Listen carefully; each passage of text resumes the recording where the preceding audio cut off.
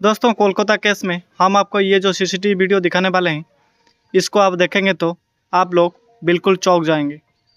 दोस्तों इस वीडियो में आप देख सकते हैं कि 2-3 लोग हैं जो इसमें साफ साफ दिख रहा है। ये वीडियो बहुत दिन से खुफिया जगह पर छिपाई गई थी। दोस्तों मामला बहुत ज़्यादा ही बढ़ता ही चला गया। चलिए आगे देखते हैं कि अदालत में संजय राव के बयान से साफ हो गया है कि कोलकाता अस्पताल कांड में एक से ज़्यादा लोग शामिल थे। दोस्तों संजय ने गलती से एक ऐसा बयान दे दिया है जिससे साफ हो गया कि डॉक्टर बेटी के साथ हुए काम में वो अकेला नहीं था। अब सीबीआई का भी शक हकीकत में बदलने लगा है और शक वहाँ जा रहा है जहाँ तक कोई सोच ही नहीं सकता। दोस्तों बहुत ही दिमाग लगाकर इस काम को अंजाम दिए थे। ऐसे ऐसे नाम सामने आ रहे हैं, इतने बड़े बड़े लोग शामिल हैं इस केस में, जो इस केस को बंद कराने में अपना सारा पैसा, अपनी सारी पावर, अपनी सारी पूंजी लगा दी गवाह खरीदने के लिए। गवाह खरीदते जा रहे हैं, सबूत मिटाते जा रहे हैं।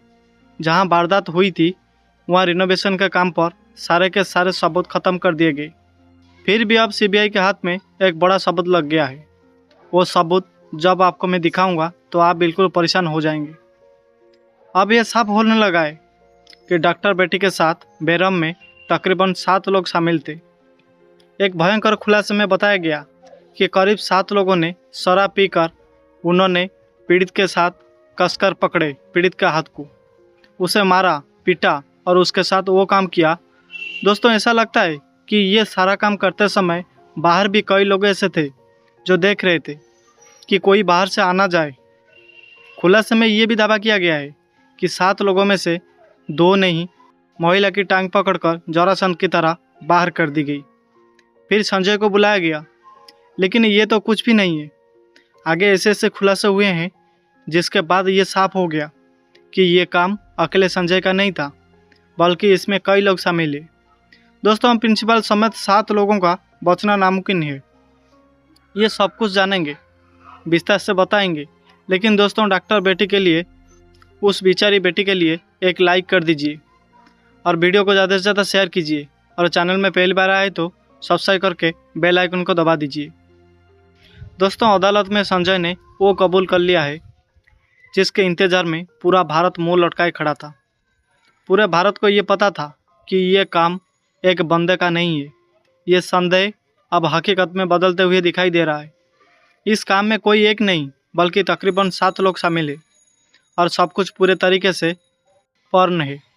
इसी कारण से सीबीआई फुल एक्शन में आ गई और कोलकाता के डॉक्टर बेटी के केस में 7 आरोपियों का पॉलीग्राफ टेस्ट शुरू कर दी। उधर सीबीआई के अनुसार बिना दरवाजे वाले सेमिनार हॉल में डॉक्टर बेटी के साथ जो हुआ, उस बेटिया की चीख किसी को सुनाई क्यों नहीं थी। जो दरिंदे सिक्योरिटी में थे उनका ये भी भरोसा था कि उनके आदमियों के रहते हुए कोई अंदर नहीं आ सकता। अब दोस्तों सीबीआई ये जानने की पूरी कोशिश कर रही है कि अपराध को बिना किसी बाधा के कैसे अंजाम दिया गया। क्या कोई व्यक्ति हॉल के बाहर निगरानी कर रहा था? सीबीआई ये भी देख रही है कि सेमिनार हॉल से कोई चीख या फिर कोई शोर क्यों नहीं सुनाई दिया। दोस्तों बाहर किसी को इन सभी तथ्यों से यही साफ होता है कि डॉक्टर बेटी के साथ दरिंदगी सेमिनार हॉल में नहीं बल्कि कहीं और की गई थी। उन्हें किसी और रूम में जमकर मारा, पीटा गया और फिर जब उसी के सांसें चलनी बंद हो गई तो उन्हें सेमिनार हॉल में लाकर रख दिया गया। दोस्तों जिसके बाद उनके शरीर को संजय के हवाले कर दिया गया। लेकिन अब संजय ने जो बयान दिया है उससे साफ हो रहा है कि वो अकेला नहीं था बल्कि इसमें कई लोग शामिल थे। अदालत में दिए गए संजय के बयान को तो जानेंगे ही, लेकिन उससे पहले सबसे भयंकर खुलासे को देखते हैं जिसमें 7 लोगों के शामिल होने का दावा किया जा रहा है। दोस्तों दरअसल सोशल मीडिया पर एक पोस्ट में दावा किया गया है कि कोलकाता के आरजीकर मेडिकल कॉलेज और अस्पताल में हुए डॉक्टर बेटी के साथ जो हत्या संजय राव ने नहीं बल्कि अस्पताल के 7 ट्रेनी डॉक्टर ने की थी और वही ट्रेनी डॉक्टर संजय राव को फंसाना चाहते हैं। मेरी बात ज़रा ध्यान से सुनिएगा दोस्तों, फिर अंत में सब कुछ क्लियर कर दूंगा। इस पोस्ट में कहा गया है कि इन ट्रेनी डॉक्टर ने पहले डॉक्टर बेटी के साथ दरिंदगी करी और फिर उसकी टांगों को बेरहमी से चीर दिया, जैसे महाभारत में जरासंध के साथ किया गया था। भीम ने इसी तरीके से जरासंध का वो टांग चीर दिया था। एक्टिविटी मधुकिशोर ने सोशल मीडिया प्लेटफॉर्म एक्स पर इस बारे में एक पोस्ट किया, जिसमें उन्होंने बताया कि अस्पताल में काम करने वाली एक महिला डॉक्टर और उसके दोस्त के बीच फ़ोन कॉल में बातचीत हुई। और ये फ़ोन कॉल से ये दावा किया गया है कि उन्होंने इस बातचीत का ऑडियो भी शेयर किया है, जो बंगाली में माना जा रहा है कि सीबीआई को इस ऑडियो कॉल से कई गंभीर सुराग मिल सकते हैं। सुराग आपको दिखाएंगे, आगे की वीडियो में बने रहे अंत तक। मधुर किशोर के अनुसार इस बातचीत में कहा गया है कि डॉक्टर बेटी एक बहुत ही होशियार स्टूडेंट थी, लेकिन उसे अस्पताल और प्रिंसिपल के कुछ बेहद भयानक राज पता चल गए थे, जिसके कारण उसे धमकियाँ दी जा रही थी। उसे अपनी थिंकिंग्स का पूरी नहीं करने दी जा रही थी, लेकिन इसके बावजूद भी डॉक्टर बेटी डरी नहीं। उसने विरोध किया और कहा कि अगर उसे परेशान किया तो अस्पताल के काली करतूतों को उजागर कर देगी। जिसके बाद पिछले 6 महीने से उसे लगातार परेशान किया जा रहा था।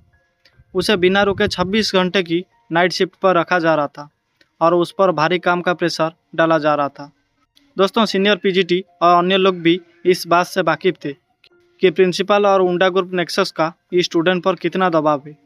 इस बात से साफ है कि प्रिंसिपल समेत पूरा अस्पताल उस महिला के खिलाफ खड़ा था, क्योंकि वो सच और न्याय के लिए झुकने को तैयार नहीं थी। दोस्तों, इस सब के बावजूद वो लड़की अपने स्टैंड पर अड़ी रही। 9 अगस्त 2024 की रात इन सभी ने मिलकर उसके खिलाफ साजिश रची। पोस्ट में बताया गया कि डॉक्टर बेटी के साथ वो सब करने से पहले पूरा प्लान बनाया गया था और ये अब तक का सबसे खौफनाक खुलासा है और सीबीआई इसी के आधार पर जांच आगे बढ़ा रही है। बातचीत में ये भी बताया गया है कि पहले कई पीजीटी और सीनियर डॉक्टर सेमिनार रूम में आराम करते थे, लेकिन उस रात पीड़िता को अकेले वहां सोने के लिए कहा गया था। कुछ स्टूडेंट्स ने अफवाह फैला दी कि कमरा निर्माण अधीन है और वहां कोई ना जा सके, और जिसके बाद में सेमिनार हॉल में कोई भी नहीं गया। फ़ोन पर बात कर रही है।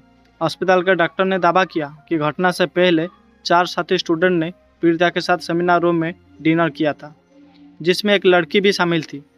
ये चारों सीबीआई के रडार पर थे और इनका पॉलीग्राफ टेस्ट भी किया जा रहा है। लेकिन दोस्तों, इसके बाद पीड़िता को सेमिनार रूम में अकेले सोने के लिए कहा गया। बातचीत में ये भी बताया गया कि करीब 7 लोगों का एक ग्रुप नीचे गया और शराब पीकर फिर उन्होंने पीड़िता के हाथ कसकर पकड़े, उसे मारा, पीटा और उसके साथ वो सब किया। इस वारदात में एक महिला इंटर्न ने भी मदद की उनका। खुलासे में ये भी दावा किया गया है कि उसमें से 2 ने पीड़िता के पैर पकड़कर जरासंध की तरह अलग कर दिए, जिससे उसकी पैब्लिक की हड्डियाँ टूट गई।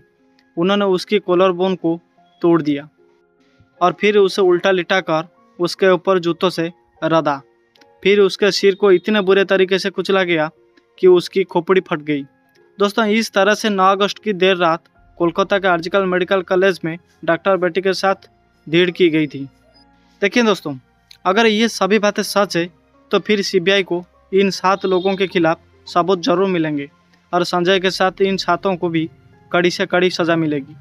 लेकिन इसके बावजूद भी जब ये सभी लोग वारदात को अंजाम देकर सीढ़ियों से नीचे उतर रहे थे, तो संजय राव को देखा, जो ग्रुप डी के दूसरे कर्मचारियों के साथ शराब पी रहा था। इन डॉक्टरों ने संजय से कहा कि सेमिनार रूम में जाओ, वहाँ तुम्हारे लिए एक लड़की है। दोस्तों, इसके बाद संजय ने डॉक्टर बेटी को पड़ा हुआ पाया और उसके साथ काम किया, ताकि उसका लिविंग भी उन 7 मर्दों के लिविंग के साथ में डॉक्टर बेटी के शरीर में चला जाए। दोस्तों, सुबह उस बेटिया का शरीर मिला। इसके बाद देश भर में डॉक्टर ने विरोध प्रदर्शन कर दिया। ये ट्वीट सीबीआई की जांच में काफ़ी महत्वपूर्ण होने वाला है। दोस्तों, माना जा रहा है सीबीआई ने भी 7 लोगों को रडार पर लिया हुआ है। कोलकाता के इस केस में 7 आरोपियों का पॉलीग्राफ टेस्ट शुरू हो गया है। मुख्य आरोपी संजय राव का टेस्ट जेल में ही हो रहा है। इसके अलावा सीबीआई ने आर्जिकल मेडिकल कॉलेज के पूर्व principal doctor Sandeep Ghosh, 4 doctor जो वारदात की रात पीड़िता के साथ थे और एक वाल्टर स्पांस पर लिखे हैं। इन सभी का पॉलीग्राफ टेस्ट सीबीआई के कलकत्ता ऑफिस में हो रही है। दोस्तों, 8 अगस्त की रात इन डॉक्टर में से कुछ ने पीड़िता के साथ डिनर किया था। फिलहाल सीबीआई ने इन सभी से गहराई से पूछताछ कर रही है। लेकिन दोस्तों, अदालत में आरोपी संजय ने एक बयान देकर सभी को हैरान कर दिया। दरअसल 23 अगस्त को सियालदह कोर्ट ने संजय को 14 दिन का न्यायिक हिरासत में भेजा। इसी सुनवाई के दौरान संजय पॉलीग्राफ टेस्ट के लिए तैयार हुआ। मजिस्ट्रेट ने संजय से पूछा कि वो पॉलीग्राफ टेस्ट के लिए क्यों तैयार हुआ। दोस्तों, इसे लेकर संजय ने कहा, पॉलीग्राफ टेस्ट से साबित होगा कि मैं निर्दोष हूँ, मुझे फंसाया जा रहा है। संजय के इस बयान ने सवाल खड़ा कर दिया है। दोस्तों सवाल का भी रीजन है, क्योंकि वहाँ पर ऐसे करने के लिए कहे गए थे, जो कि 100 वीडियो में दिखे गए हैं। क्योंकि दोस्तों वो खुद को निर्दोष बता रहा है, इसका मतलब साफ है कि इस कांड में कई लोग शामिल हैं।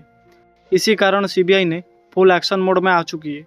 सीबीआई का मकसद इन कर्मचारियों के बयान को जांचना है, क्योंकि सीबीआई का बाकी मेडिकल रिपोर्ट्स जैसे कि पीड़िता के शरीर से लिए गए हैं, बाकी सबूतों को सीधे तौर पर घटना से जोड़ने में नाकाम रही है। दोस्तों आपको बता दें कि पुलिस इन्वेस्टिगेशन के दौरान जो कुछ भी सबूत छुपाए जा सकते थे, मिटाए जा सकते थे, वो सब किया गया। बड़े बड़े पैसे वाले लोगों ने इस केस को दबाने के लिए खूब कोशिश करी, लेकिन जब से ये केस सीबीआई के हाथ में आया है, तब से उनके भी पसीना छूट गए हैं। दोस्तों मगर सीबीआई को कुछ सबूत हाथ नहीं लग रहे हैं, क्योंकि उन्हें पहले से ही मिटा दिया गया था। अब सीबीआई जानना चाहती है कि क्या इन चारों डॉक्टरों ने सबूत के साथ कोई छेड़छाड़ की थी, या फिर ये किसी बड़े षड्यंत्र का हिस्सा थे। क्योंकि पोस्टमार्टम रिपोर्ट इधर उधर करने में प्रिंसिपल समेत ये सभी लोग बेहद माहिर है। इसी कारण से सीबीआई इस घटना को कई एंगल से जांच कर रही है। आरजीकर अस्पताल के पूर्व प्रिंसिपल संदीप घोष से लगातार पूछताछ की जा रही है, लेकिन वो बार बार अपने बयान बदल रहे हैं। इससे वो साफ होता है कि कांड में उसका बड़ा हाथ है। उसके घर पर रेड की जा रही है, लेकिन सवाल यही निकल कर आता है कि कौन है इस पूरे केस के पीछे जो इन सबको बचा रहा है। कौन है वो पावरफुल लोग जिनका नाम सामने नहीं आ रही है, और वो अंदर ही अंदर इन सबको बचा रही है। दोस्तों इस केस में सीसीटीवी फुटेज की गहराई से जांच की जा रही है। अस्पताल के सेमिनार हॉल के दरवाजे की चिटकनी कुछ दिनों से टूटी हुई थी, और यह बात सबको पता थी।